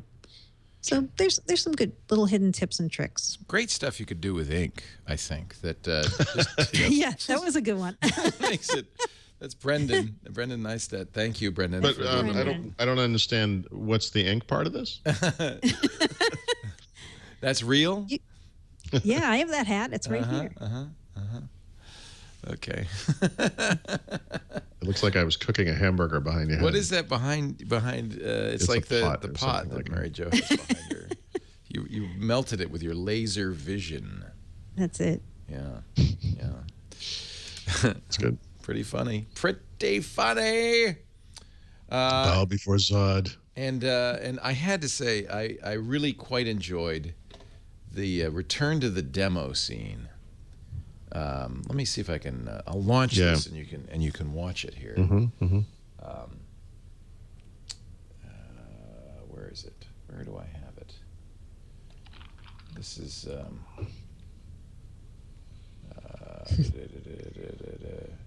a guy named Slipstream and My123 created a website to reveal a Microsoft security flaw. And as an Amiga guy, Paul, I'm sure immediately recognized. I literally have an Amiga tip for later in the show. Now, which is unrelated to this. But this is very much like an Amiga demo. It does not make the text easy to read. In fact, the text is jumping around. But oh, good. I thought I was having a stroke. No, but you might enjoy the choice of font as well if you're Amiga. This is an Amiga font. Yeah. They really put a lot of effort. You know why it looks like that, by the way? The highest phrase you could do on a composite monitor on the Amiga was 640 by 200. So it kind of stretches the letter. There's a kind of the letters are the pixels are rectangular. Yeah. Not square. I guess. It's very distinctive. You know, the IBM PC, early PCs had that exact kind of problem. It didn't look exactly like this, but yeah. So don't be distracted by the floating golden key. No. What this is about. Which is awesome, by the way. Well done, and I'm glad he took a little time to code this up. It's like something out of the game Elite. Yeah. You know, like one of those wireframe spaceships. But it hides something that's actually kind of serious, and that's this SHA-256 hash. That now that it's in public, this is a golden key that unlocks secure boot. Right. And lets you completely override it. So on machines using secure boot, which is designed to prevent people from installing other operating systems or rootkits or modifications to the operating system, now that the key is leaked out, there's nothing to stop you from doing that. And he points out that it's pretty hard for Microsoft to revoke the key because it would break a whole lot of stuff. Install media and recovery partitions and backups and all sorts of things. Kind of bad news. But I think the moral of the story, though, is interesting, which is he says Amiga demos are awesome? Yeah. Oh, no. No, he says, FBI, are you reading this? If you are, this is a perfect real-world example why backdoors and crypto systems with a secure golden key is a very bad idea. Once the key leaks out, and we've seen this before with DVDs and Blu-ray DVDs, once the key leaks out, nothing you can do. Nothing you can do. Microsoft's done a couple patches to partially alleviate this. I think July and August, but yeah, Slipstream calls those stupid. Right, he did. He's like, yeah, they can't really totally revoke the key. Yeah, right. My kind of guy. Yeah. Secure boot isn't a bad idea, although a lot of people, were annoyed because, well, for instance, this HP Spectre that I bought. Yeah, it's seen as an anti-Linux thing, isn't it? Really? It is, Yeah. and at first I thought, oh, I'm not going to be able to install Linux on it, but I was able to disable secure boot, and on most machines you can. Yeah, it's in the firmware. It's mostly like the RT machine, the weird kind of RT machines that you can't. But I was able to and puts Linux on it. But if you couldn't disable secure boot, you'd have to have an operating system that has certificate signed by Microsoft, I presume, or others. But in any event, secure boot ain't that secure. I guess that's the thing to take away from this. But the boot part is accurate. It does Can boot. we agree to that? Yeah, good. Okay. It does boot. So, And it takes some effort to override secure boot, so it's not. Right. It's helpful. It's just not the ultimate. Yeah. And Kaspersky's got a deal. Yeah, this I'm sure was the interesting. Russians are very interested Yes, we have deal in getting their tendrils into the secure boot. in the Soviet infrastructure. Union. Virus bites you. Yeah. Yep. Yeah, this was an odd little tip that we wrote up on ZDNet that Kaspersky is now offering a free anti-ransomware tool for Windows devices, and it's mostly aimed at small and mid-sized businesses. You can go and get this tool, download it for free, and people are asking me, so what does it actually do? That's a good question. I haven't seen anyone who's run the tool. Does it prevent ransomware? Or? No, it's if you have ransomware to get rid of it without paying the people. It's not proactive. It's reactive. So I haven't seen anyone yet do a test where they see what this tool does or how it works or if it works, but they are offering this tool. It would not work with all ransomware. Some of the ransomware is so poorly coded that, in fact, the encryption isn't effective. But if they really know what they're doing, and some ransomware does, I don't see how Kaspersky could reverse the crypto. They also have, according to the article, we have a free online portal for unlocking, providing keys for unlocking encrypted files and more information about how to not get infected in the first place. And they built this portal with Intel Security, Europol, and the Dutch police. Good. So what? again, I don't know what this does for people or how well it works. Interesting collection there. It is. The It's an cast odd of Sesame Street. I mean, it's just kind of a weird group of whoever they are. But as somebody said on Twitter to me when I tweeted about this, they said, you know what? When you're infected with ransomware, you'll try anything. That's for sure. Like, let's see if it can work. Even McAfee would seem interesting at that point. It's specifically for specific ransomware, so you'll have to download the decryptor for specific kinds of ransomware. That's great that they did it. That's fabulous. It is. Yeah. It is good that they did it for sure. Yeah. Of course, if you just had a good backup, none of this. And I have to wonder about businesses like hospitals that don't have good backup. It's like, really? It's very puzzling to me. Backup, if it does versioning, will protect you against this. Oh, I see. So Cabo Zone's telling me you need to provide an unencrypted file version of the file that compares it to the encrypted file, and then it extracts the key. Again, that's clearly poorly written malware. But a lot of malware is. Anything else you want to do, or should we just do a reprise? Let's do a reprise of the fabulous Amiga demo music. Right. So this is on Atari we called these mod files, right? I think were they called mod files also on the? Because they're basically kind of MIDI. They were just. Oh, I see. Yeah. No, they were demos. I mean, it was a combination of multi-track music and those usually the what do you call it, like the Infinity Star effect? Yeah, you gotta have fields, that. You gotta have that's that. part of it. And then maybe the rotating key. Yeah, there you go. There was a lot of this stuff on the Amiga. In fact, I bet people spent more time looking at this stuff than they did playing games. But yeah, that's because we were all high in the 80s. It was a inexpensive option. That was something missing from that 80s thriller Stranger Things on Netflix. They should have had some Amiga in there. They kind of it was 1983, right? So it was too probably early. pre-Amiga. Oh, that's but there was no real computer stuff. I actually think no classic technology computer at all. stuff would have been cool. And I agree. They it was could have had a poor PC. town, maybe those weren't the type of people that would have had computers back then. But they're playing Dungeons and Dragons. I think they would have had a PC somewhere. I hear you. No, they would have had Commodore. Yeah, they would have argued. There would have been the kids. One would have a TI. One would have an Atari. Yeah, one would have a VIC 20 or something. And they had walkie-talkies. That was the only technology in the whole thing was walkie-talkies. I think it would have resonated quite well. I thought that was really well done. Overall, widely agreed to be one of the best. You don't care about this, Mary Jo. Best TV. You've heard of TV? TV. Well, Mary Jo, you were alive in the 80s. You would enjoy this. I was. Surprisingly, I was. She was a child, but okay. Yeah, 1983, and it was like the Goonies. It was fun. Yeah. All right, let's take a break. We got the back of the book coming up in just a second, but first a word from Rocket Mortgage by Quicken Loans. Quicken Loans, I think, is so smart, so savvy, because, of course, they are the leader in mortgages. They're really the best in the country and the biggest.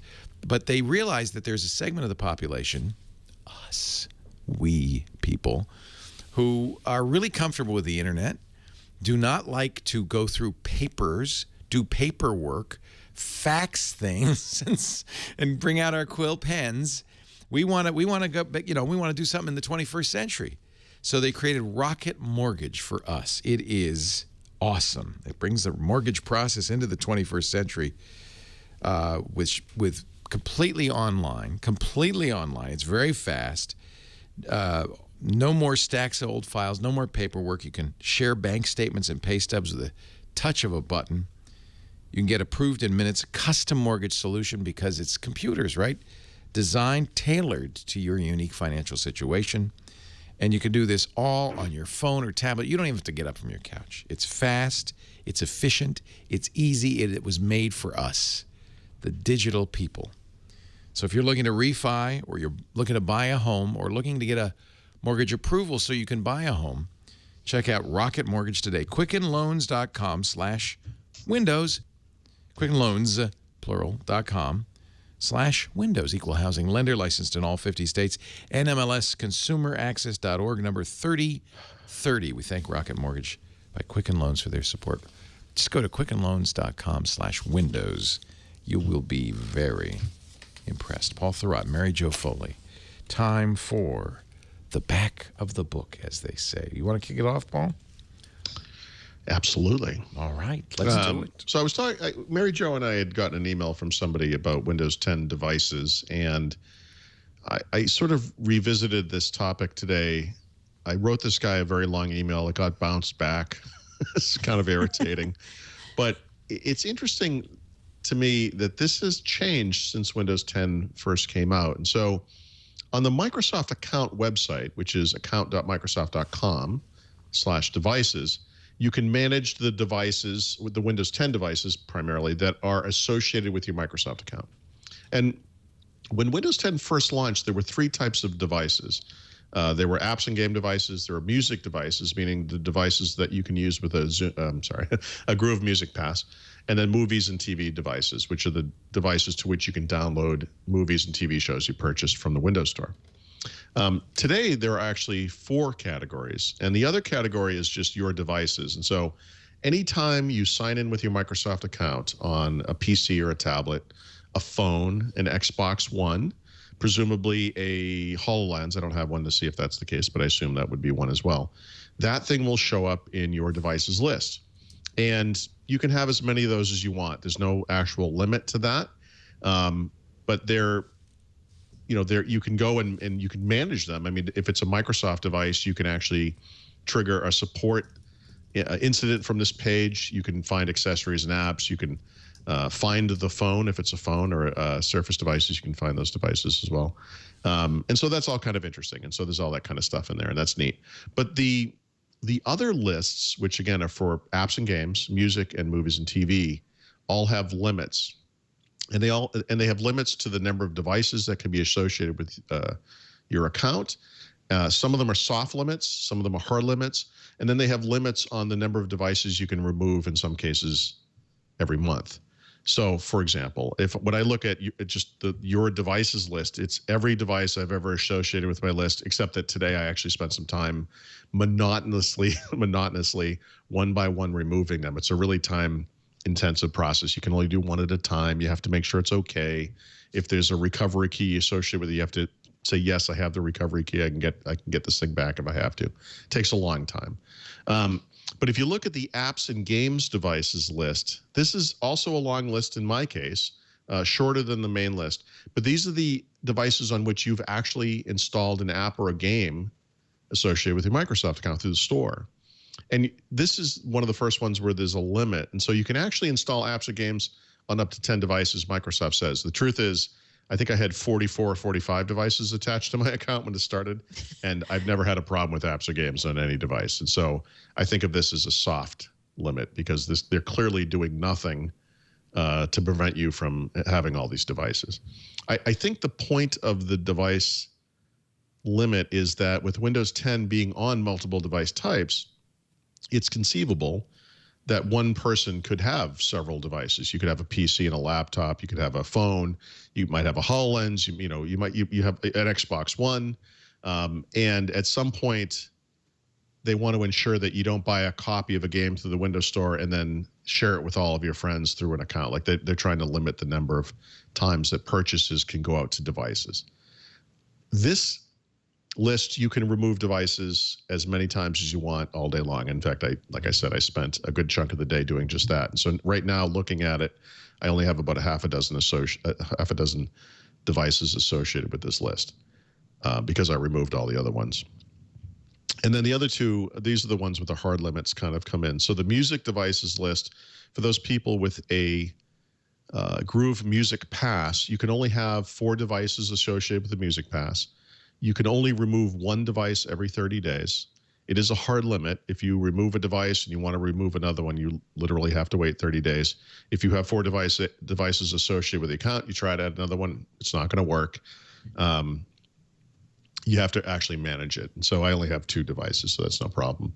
And then the final one is movies and TV devices. This is also a hard limit. For some reason, this one's 5 devices, not 4. I don't know why. And you can only remove one device every 30 days, as with music. I only have 1 device associated with this kind of thing. It's my Surface Book. It's because I actually did download some movies to watch on the device when I was traveling.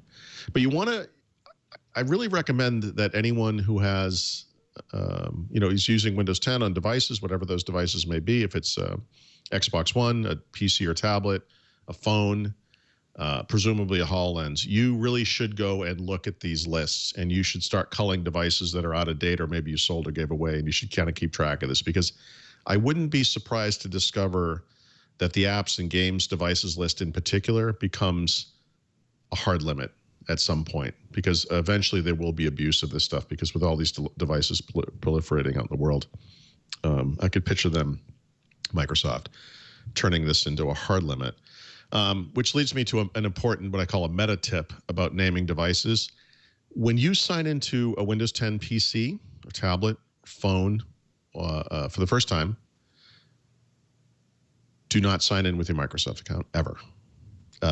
Sign in as a local account the first time.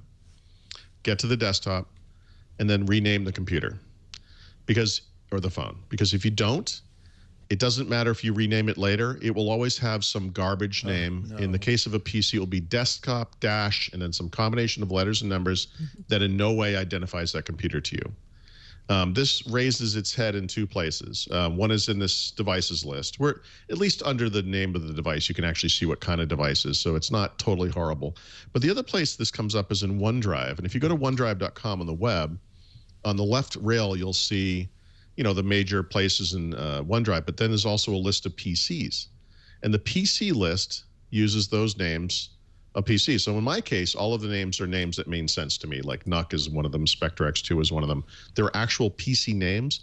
And so I can tell just looking at the list what those computers are. But if they all say desktop dash blah, blah, blah, desktop dash blah, blah, blah, you have no idea which one is which. And if you go to remove one, which you can do from the web interface, you might remove the wrong one. And so the tip here, and this is true of Windows Phone as well, if you sign into a Windows Phone, don't sign in with your Microsoft account. The device by default will have the name Windows-Phone. Rename it, then sign in with your Microsoft account. Because then these things all get propagated to the various places online with the right name. So that's just something I don't remember if I put this in the book or not, but this is something I do when I set up my own devices. And it's funny, going through the list of old computers on the Microsoft account website, I could see from last year, because again, I had dozens and dozens of devices. A lot of the old devices had really awful names, and there's no way to tell what they are. Yeah, I have a bunch of them. Yeah. So just a, kind of a meta tip, I guess. And then as far as also in another additional tip, you were talking about Amiga demos and so forth. I don't know why this just happened, or even if it really did just happen, but there was a report circulating online that the Internet Archive now has a collection of over 10,000 Amiga games and actually applications that you can play in the web browser. And I spent a bunch of time playing with the stuff yesterday. Most of them are not actually full games, as it turns out, so it's not really that great. In fact, most of the games I really loved on the Amiga. There were some obscure ones from Psygnosis, like Agony and Leander, or games like Wings, which is from the CinemaWare, which made Defender of the Crown, are not there. Some of the real high-profile games that most people do know, like Defender of the Crown, Shadow of the Beast, Lemmings, and so forth, also not there. But there are some cool ones there. The King's Quest games are there. Arkanoid is an amazing game. Zany Golf, which is I had forgotten about completely, and then saw it and was like, yep, that's amazing. Deluxe Paint is there. There's a Terracan demo. That's an amazing game. That you can play Amiga games in a web browser is the most depressing thing that has ever happened to me in my entire life. And they run really well. Yeah. It's basically like a Flash thing. It's like a web-based PC emulator or Amiga emulator. That's just depressing. Yeah, so anyway, but it works. It's it's cool. I am now playing Deluxe Pac-Man. Yeah, and you can look at that word deluxe, and that absolutely was created on an Amiga, probably in Deluxe Paint. It just has that look to it. Gosh darn these! Oh, this is pretty good. Gosh, this is in the browser. Yep. Wow. I mean, so Pac-Man is Pac-Man, obviously. Some of these games were graphically impressive, and now they're just graphically depressing. Fun to show the kids, though. Fun to show the kids, right? Yeah, because then you could say, this is what Daddy wasted a lot of quarters on. Or, and then the eyes roll back in the head, and that's the end of that conversation. They have no interest. None. Couldn't care less. Zero. Couldn't care less. Pretty amazing. Yep. It's crazy. So waste some time up there. Yeah, good tip. Great tip. And then the AppRaisin mobile pick of the week, you may recall. So AppRaisin was the subject of that developer complaint about Microsoft screwing them over. The place or the thing that Microsoft screwed them over about was AppRaisin. So AppRaisin is actually going to continue. I guess I'll continue using AppRaisin for the mobile pick each week. But so that's kind of in a little bit in limbo. Obviously, there's not going to be any more active development of the app. But the pick this week is Groove Music for Windows 10. And I think I talked about this a couple of weeks ago. Microsoft has really improved Groove Music a lot in the past month or so. They've added two kinds of music discovery playlists to the system, which I think are really important. One is called Your Groove, and that's a way to look at your music collection, whether you have it up in OneDrive or if you have a Groove Music Pass and you've got a cloud-based collection. And it will play music from your collection that you already own that maybe you haven't heard in a while, and it tries to put them into theme-based playlists. That's kind of a neat idea. But they also added a more important thing, which I think takes on the Spotify music discovery features or the Apple music discovery features. It's called Explore. And these are playlists of music that's up in the store that you wouldn't have heard of. It's mood-based. It's all the stuff you would expect, like that you get on Spotify and Apple Music. It requires an I'm sorry. I never want to call it the real thing. It requires a Groove Music Pass subscription, of course, because it's new music that you don't own that's up in the cloud. And they've really done kind of a neat job on that. To the tune, by the way, that I've stopped using Google Play Music. I'm actually using Groove Music again. They improved the app on iOS and Android. They pretty much answered all my complaints. And so Groove Music is back for me. But if you use it on Windows 10 and you're on the Windows Insider preview, there are coming improvements to it as well, including an improvement to that Explore feature that I just mentioned, where one of the big complaints was that people would see these playlists and they would say, well, what made you think I would want to ever listen to this? And so you can actually go in and you can rate the playlist, you can remove songs, and it will tailor the playlist to your own tastes over time as you rate things and change them and so forth. And so that's coming down the pike if you're not in the Insider program. The other quick thing I just wanted to mention, this happened, I think, while we were doing the show, or if not, right before we started, is Microsoft updated the Sway app for Windows 10. And I haven't written about this yet, but they redesigned the My Sways page to make it easier to find your sways and also to find featured sways. And there's some other features in there. But if you're using Sway on Windows 10, you're going to want to grab that update, which is, of course, free.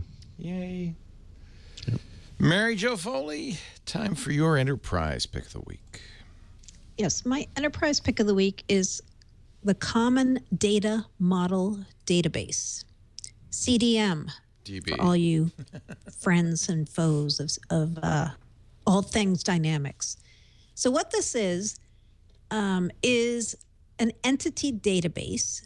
It's going to be at the heart of this coming cloud bundle that Microsoft's talked about called Dynamics 365, which is when they're going to mix their cloud-based ERP and CRM products together into a suite. This is the thing at the heart of it. This is what's going to make it tick. So when we talk about an entity database in this case, we mean entities like sales, purchase, customer service, all these kinds of things that matter to people in sales.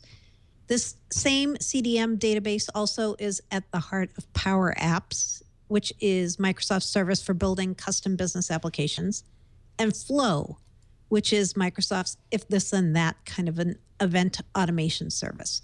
So what they did was they had already built the CDM database, I believe, to be part of Flow, pulled it out, part of Power Apps, pulled it out, and is now making it part of all of these different products.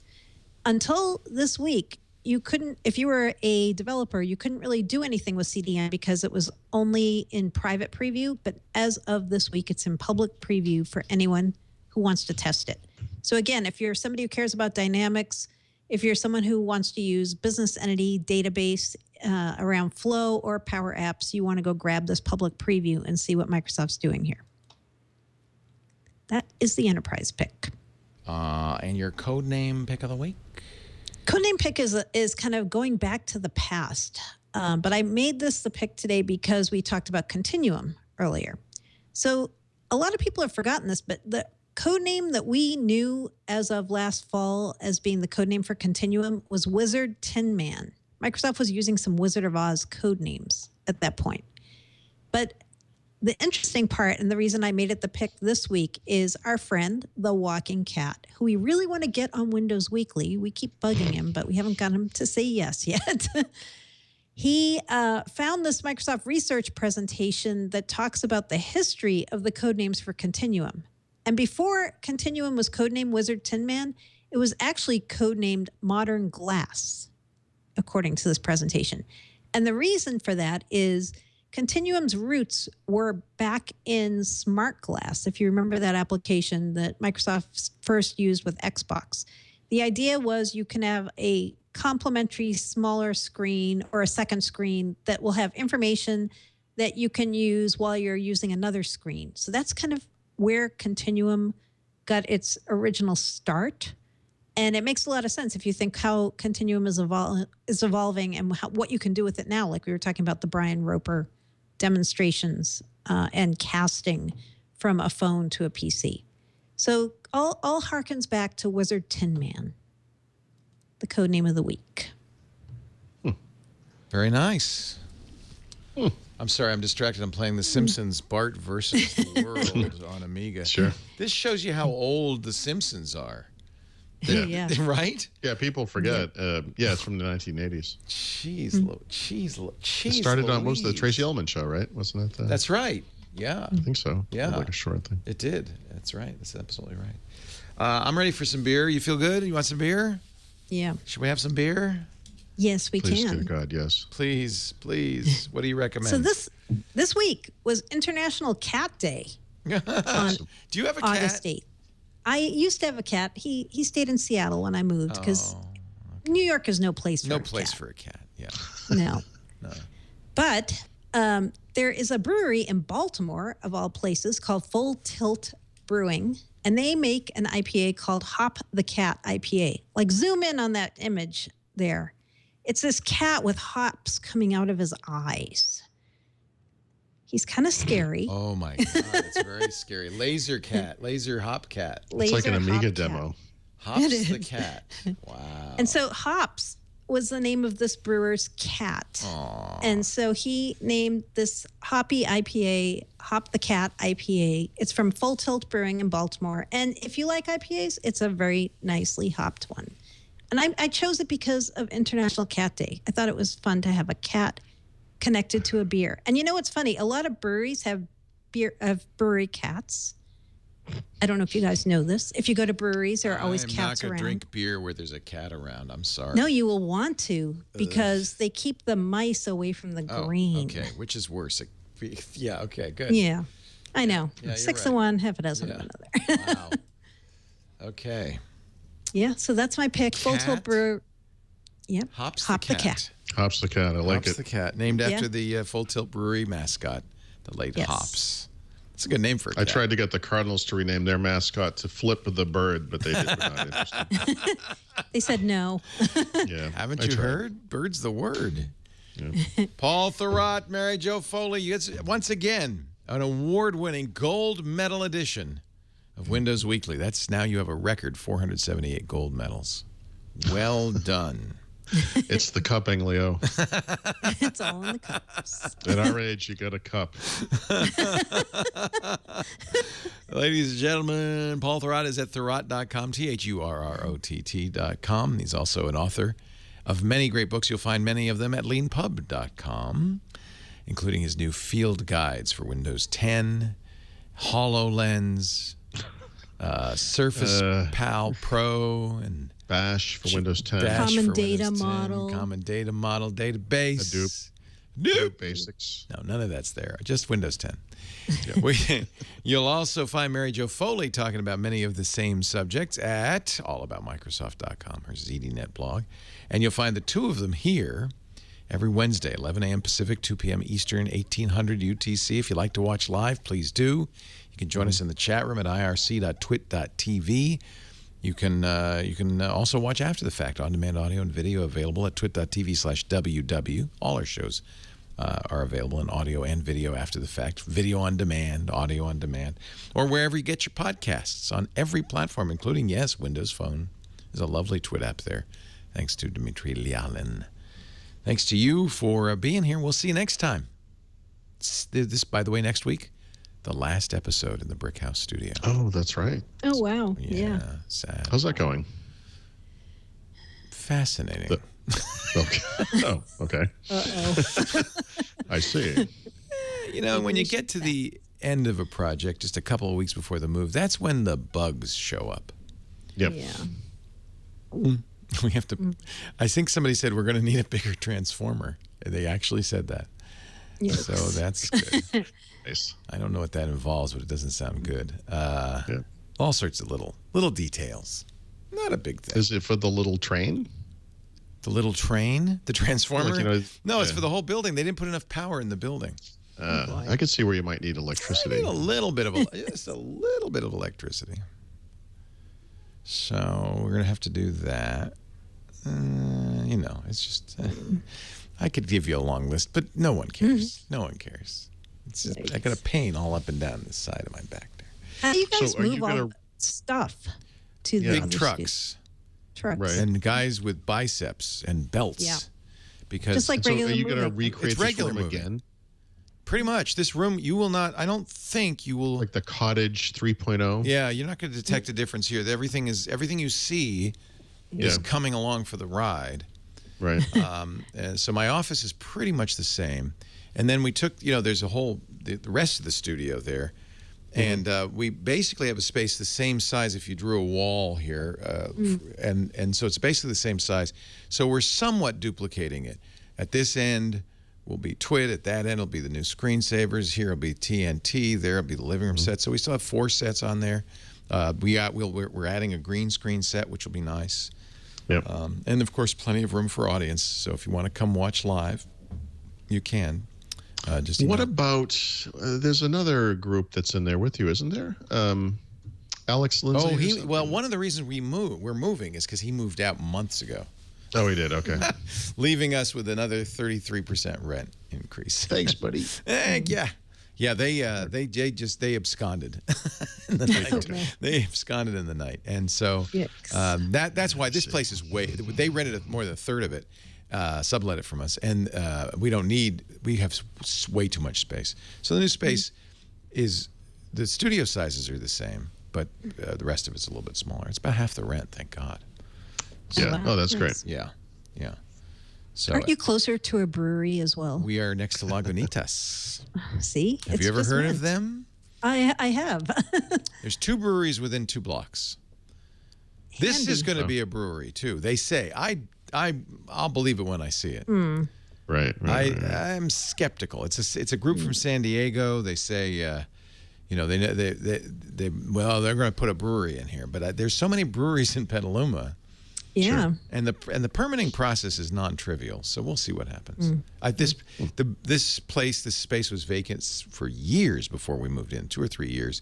I suspect it'll be vacant for a few years after we move out. That's such is life. It's not like New York. No, New York, What about parking? much better. Yeah. Much better. We have our own lot, and it's safe and clean and secure. That was always kind of a weird deal there. It was always a weird was. deal. There's no meter maids where we're going. Yeah. Okay. That sounds like Doc Brown. There's no meter maids where we're going, Marty. We don't need no roads. So anyway, that's going to happen in 2 weeks. Our first show will be August 21st. Your first show will be the 24th, 2 weeks from today. Cool. And I'll see you then. Actually, I'll see you next week. Yeah, sure. Thanks, guys. Well, good luck, Leo. Yes. We'll see you next time on Windows Weekly.